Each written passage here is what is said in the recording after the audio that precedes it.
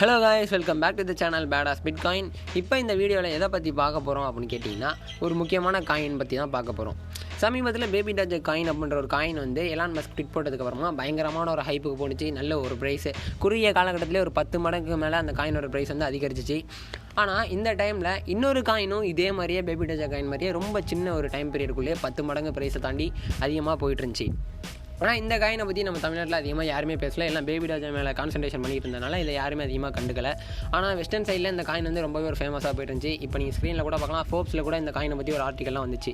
So இந்த coin இவ்வளோ சீக்கிரம் ப்ரைஸ் ஏறுறதுக்கு என்ன காரணம் அப்படின்னு கேட்டிங்கன்னா, டாஜ் காயினில் இன்வெஸ்ட் பண்ண ஒரு பெரிய இன்வெஸ்டர் வந்து ஒரு ட்வீட் போடுறாரு இந்த காயினை பற்றி. இதனால் டாஜ் காயினுக்கு வந்து ஒரு சின்ன ப்ரைஸ் கிராஷ் ஆகுது. அதே டைமில் இந்த புது காயினுக்கு 1000% மேலே அடுத்த 2-3 நாளே வந்து ப்ரைஸ் அதிகமாகுது. ஸோ இது என்ன நடந்துச்சு அப்படின்னு பார்த்தீங்கன்னா, ஜூலை 5 ஒரு பெரிய யூடியூபர், அதே டைமில் அவர் வந்து டாஜ் காயினில் ஒரு பெரிய இன்வெஸ்டர், அவர் வந்து இந்த மாதிரி நான் இந்த புது காயினில் இன்வெஸ்ட் பண்ணியிருக்கேன் அப்படின்ற மாதிரி ஒரு ட்வீட் போட்டார். அதுக்கப்புறமா டாஜ் காயின் ஒரு 10% கிராஷ் ஆனிச்சு. அதே மாதிரி அடுத்த 2-3 நாளே இந்த புது காயின் வந்து 1000%க்கு மேலே அப் ஆனிச்சு. அது என்ன காயின் அப்படின்னு கேட்டிங்கன்னா, டைகர் கிங் அப்படிங்கிற ஒரு காயின் தான். இந்த காயினை எதை வச்சு உருவாக்கினாங்க அப்படின்னு கேட்டிங்கன்னா, எது சம்மந்தமானது அப்படின்னு கேட்டிங்கன்னா, நெட்ஃப்ளிக்ஸில் டைகர் கிங் அப்படின்னு ஒரு டாக்குமெண்ட்ரி சீரிஸ் வெளியானுச்சு. இந்த சீரிஸ் வந்து ஜோ எக்ஸாட்டிக் அப்படிங்கிற ஒரு அமெரிக்கன் செலிபிரிட்டியோட வாழ்க்கை வரலாறு தான் எடுத்துக்கிட்டு இருந்தாங்க. இவர் வந்து எந்த மாதிரியான ஒரு செலிபிரிட்டி அப்படின்னு பார்த்தீங்கன்னா, இவர் வந்து ஒரு விலங்கு ஆர்வலர். அதே மாதிரி பிக் கேட்ஸ் அப்படின்னு சொல்லுவாங்க, சிங்கம், புலி, இந்த மாதிரி பெரிய பெரிய விலங்குகள்லாம் பராமரிக்கிறதுல ரொம்பவே கை தேர்ந்த ஒரு ஆள். இவரை வந்து டைகர் கிங் அப்படின்னு அழைப்பாங்க. இவரோட சீரிஸ் தான் நெட்ஃப்ளிக்ஸ் வந்து டைகர் கிங் அப்படின்னு சொல்லி எடுத்துகிட்டு இருக்காங்க, இவரோட வாழ்க்கை வரலாறு. ஸோ இந்த ஜோ எக்ஸாட்டிக் அப்படிங்கிற இந்த ஆள் அவருக்குன்னு ஒரு காயினை க்ரியேட் பண்ணுறாரு. அந்த காயின் தான் டைகர் கிங். க்ரியேட் பண்ணி அதை வெளியிட்டார். இந்த காயின் வந்து மே மாதமே வெளியானாலும் இந்த காயினுக்கு வந்து பெரிய ஹைப்பெல்லாம் ஒன்றும் இல்லவே இல்லை. யாருமே அதை பெருசாக வந்து கண்டுக்கல. ஆவரேஜாக அது போயிட்டு இருந்துச்சு. ஆனால் இப்படி இருக்கும்போது தான் ஒரு பெரிய யூடியூபர், அதே டைமில் ஒரு பெரிய டாஜ் காயின் இன்வெஸ்டர் மேட் வேலஸ் அப்படிங்கிறவர். இவர் யார் அப்படின்னு பார்த்தீங்கன்னா, டாஜ் காயினை வந்து ஒரு ப்ரொமோட் பண்ணுறதுல எலான் மஸ்க் இருக்கிற மாதிரி இவரும் ஒரு முக்கியமான ஆள். நிறைய பேர் டாஜ் காயினை ப்ரொமோட் பண்ணாங்க. அதில் இந்த மேட் வேலஸும் ரொம்பவே ஒரு முக்கியமான ஆள். இவர் டாஜ் காயினில் பயங்கரமான ஒரு அமௌண்ட்டாக இன்வெஸ்ட் பண்ணியிருக்காரு. அவர் என்ன போட்டிருந்தார் ஜூலை 5 அப்படின்னு பார்த்தீங்கன்னா, I feel like tiger king coin is going to go crazy when season 2 of tiger king comes. I am buying it up fast அப்படின்னு போட்டிருந்தாரு. அதாவது டைகர் கிங்குங்கிறது ஒரு சீரிஸ்னு ஆல்ரெடி சொல்லியாச்சு. இந்த சீரிஸ் வந்து 2020 தான் வந்துச்சு ஃபஸ்ட்டு சீசன். 2வது சீசன் இந்த வருஷம் வரும் அப்படின்னு எதிர்பார்க்கப்படுது. ஸோ அந்த 2வது சீசன் வரும்போது இந்த டைகர் கிங் காயின் வந்து பயங்கரமான ஒரு ப்ரைஸ் போகும், அதனால நான் அதை வாங்கிட்டேன் அப்படின்ற மாதிரி ஒரு ட்விட் போகிறாரு. அதுக்கப்புறமா இவர் இந்த ட்விட் போட்டதுக்கு அப்புறமா இந்த காயின் வந்து செமையான ஒரு ப்ரைஸ் போக ஆரம்பிச்சிச்சு. அதுக்கப்புறமா தொடர்ந்து அவர் அதை பற்றியே பேசுகிறாரு நிறையா. அவரோட மேஜரான ஹோல்டிங்ஸில் ஃபஸ்ட் இடத்துல டாஜ் காயின் இருக்குது, 2வது இடத்துல டைகர் கிங் தான் இருக்குது அப்படின்னு சொல்கிறாரு. 3வது இடத்துல தான் எதிரியுமே அவர் வச்சிருக்காரு. அந்தளவுக்கு ஒரு பெரிய அமௌண்ட்டாக டைகர் கிங்லேயும் இன்வெஸ்ட் பண்ணியிருக்காரு. அதே மாதிரி டாஜ் காயின்ஸை ஃபியூச்சர் கிரிப்டோ ஆஃப் எர்த் அப்படிங்கிறாரு. ஆல்ரெடி சொல்லியிருந்தேன், இவர் வந்து டாஜ் காயினோட ஒரு பெரிய இன்வெஸ்டர்னு. அதே மாதிரி இவர் ஒரு மிகப்பெரிய ஃபேனு. எலான் மஸ்க்கை கூட இவர் வந்து ஒரு பெரிய ரோல் மாடலாக எடுத்துகிட்டு இருக்காரு. அப்புறம் வந்து டைகர் கிங்கை பற்றி இன்னொன்று சொல்லியிருக்காரு. டைகர் கிங் தான் only celebrity coin market cap under 5 million அப்படின்னு சொல்லியிருக்காரு. அதாவது செலிபிரிட்டி காயின் அப்படின்னா பெரிய பெரிய ஆட்களோட காயின்லாம் இருக்குல்ல. இப்போ ஜோ எக்ஸாட்டிக் ஒரு செலிபிரிட்டி, அவரோட காயின் தான் இது. இருக்கிறதுலே இந்த காயின் மட்டும்தான் ரொம்ப கம்மியாக இருக்கான் செலிபிரிட்டி காயினில். ஸோ அதனால் அதை கொஞ்சம் சீக்கிரமாக வாங்க சொல்கிறாரு. கீழே இன்னொரு விஷயம் சொல்கிறாரு, அவர் வந்து 100% வந்து அவராக தான் இந்த காயின்ஸ்லாம் வாங்கினாராம். இந்த காயினுக்கு வந்து நான் விளம்பரம் பண்ணல அப்படின்ற மாதிரி இன்னொரு விஷயத்தையும் சொல்கிறாரு. ப்ரொமோட் பண்ணலை இந்த காயின்லாம் அப்படின்னு சொல்கிறாரு. அப்புறம் அடுத்து ஜூலை 5 அதே நான் இன்னொரு ட்விட்டர் போகிறாரு, ஐ genuinely believe taking can 100x. கண்டிப்பாக இந்த காயின் வந்து ஒரு 100x ப்ராஃபிட் எல்லாருக்குமே தரும் அப்படின்னு சொல்கிறாரு. அதே மாதிரி அன்னைக்கு ஜூலை 5 இந்த காயினுக்கு வெறும் 1500 ஹோல்டர்ஸாக இருந்தாங்களாம்.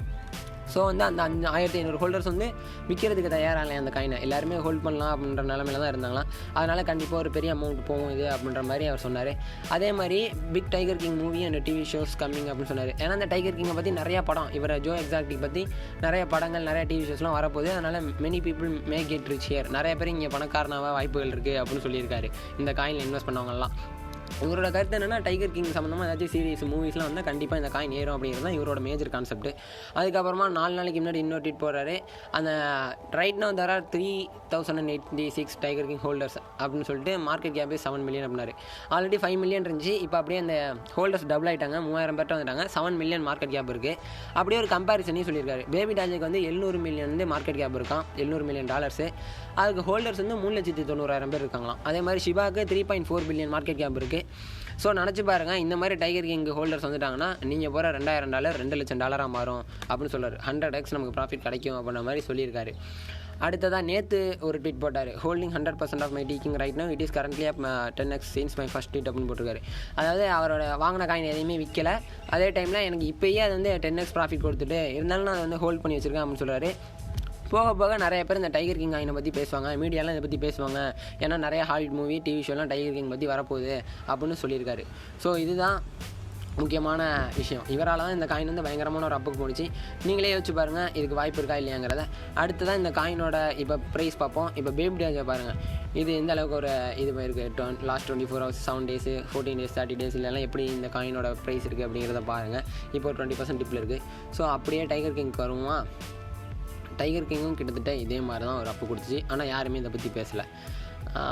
பாருங்கள் அதே மாதிரி தான் 1000%. லாஸ்ட்டு 14 days 900, 7 days 600% ஏறி இருக்குது.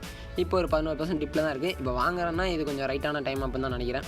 ரொம்ப கம்மியாகட்டும், அதுக்கப்புறமா சின்ன ஒரு அப்பு எடுக்கிறப்ப நம்ம வாங்கி வச்சுக்கலாம். இது எங்கே இருக்குது அப்படின்னு பார்த்தீங்கன்னா யூனிஷாப்பில் மட்டும்தான் அவைலபிளாக இருக்குது.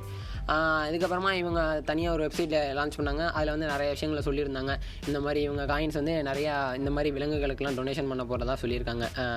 எப்படின்னா அழிந்து வரும் விலங்குகள், இந்த மாதிரி விலங்குகளை காக்கிறதுக்கான ஃபவுண்டேஷன்லாம் நிறைய வச்சுருப்பாங்க. அதுக்கெல்லாம் நிறைய டொனேஷன் பண்ண போகிறதாவும், அப்புறம் சைல்டு ஹாஸ்பிட்டல்ஸ்லாம் நிறைய டொனேஷன் பண்ண போகிறதாவும் சொல்லியிருக்காங்க. ஸோ இவங்களோட ப்ராஜெக்ட்டும் நல்லா தான் இருக்குது. சப்ளையும் ரொம்ப கம்மி தான். வெறும் 1 trillion தான் இவங்களோட டோட்டல் சப்ளையாக இருந்துச்சு. இப்போ வந்து 936 இருக்குது அப்படின்னு சொல்லியிருக்காங்க. ஆனால் 35% பர்ன் பண்ணதாக அவங்களோட வெப்சைட்டில் போட்டிருக்காங்க. பட் கன்ஃபார்மாக இது வந்து ஒரு கம்மியான சப்ளை அப்படின்னு தான் சொல்லணும். உங்களுக்கு இந்த காயின் வாங்குறதுக்கு இன்ட்ரெஸ்ட் வந்தீங்கன்னா கண்டிப்பாக இந்த காயினை நீங்கள் வாங்கி ஹோல்ட் பண்ணிக்கோங்க விருப்பம் இருந்தால். வாங்குறப்ப ரொம்ப பெரிய அமௌண்ட்டெல்லாம் போட்டுற வேண்டாம். ஏன்னா வந்து நம்ம ஆல்ரெடி ஒரு வீடியோ போட்டிருந்தோம், எப்படி இந்த மாதிரி சின்ன காயின்ஸ்லாம் இன்வெஸ்ட் பண்ணுறதுங்கிற ஸ்ட்ராட்டஜி வீடியோ ஒன்று போட்டிருந்தோம். அந்த வீடியோ பார்க்கட்டி அந்த வீடியோ பார்த்துங்க. அதில் சொல்லியிருக்க விஷயங்களை நீங்கள் இதில் அப்ளை பண்ணி கண்டிப்பாக இந்த காயினை நீங்கள் ஹோல்ட் பண்ணலாம். ஸோ இந்த வீடியோ உங்களுக்கு பிடிச்சிருக்குன்னு நினைக்கிறேன். நாளைக்கு இந்த வீடியோவில் வந்து இன்னொரு டைகர் கிங் பார்ட் 2 நாங்கள் விடுறோம். அதில் வந்து இந்த டைகர் கிங்கில் வெப்சைட்டில் என்னென்னலாம் சொல்லியிருக்காங்க, ஜோ எக்ஸாக்ட் என்ன சொல்கிறாரு அப்படிங்கிறத பற்றிலாம் பார்க்கலாம். ஓகே மக்களே, நாளைக்கு நான் உங்களை வேறு வந்து பார்க்குறேன். நன்றி, வணக்கம்.